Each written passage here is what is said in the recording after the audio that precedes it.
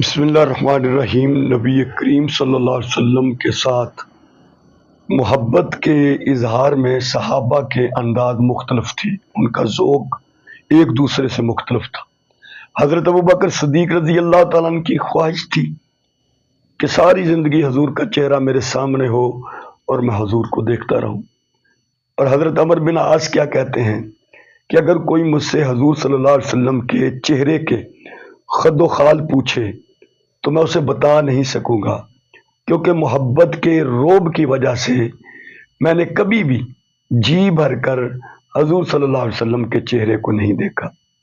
اسی طرح صحابہ کی یہ تمنا ہوتی تھی کہ ہماری وفات حضور کے سامنے ہو، حضور ہمارا جنازہ پڑھائیں، مگر ایک صحابی ہیں، وہ فرما رہے ہیں اگر میرا انتقال رات کو ہو جائے تو حضور کو اطلاع نہیں دینی، کیونکہ ہمارا علاقہ دشمنوں کا علاقہ ہے، کہیں سرکار تشریف لے آئیں اور دشمن آپ کو نقصان پہنچا دیں۔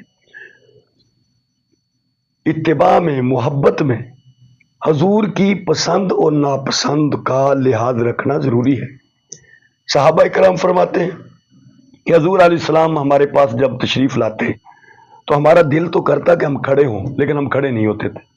اس کی وجہ کیا ہے کہ حضور نبی کریم علیہ السلام ایسا کرنے کو پسند نہیں کرتے تھے، تو ہم بھی ایسا نہیں کرتے۔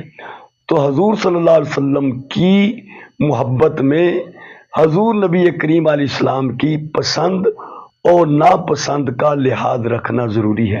سنت کس کو کہتے ہیں؟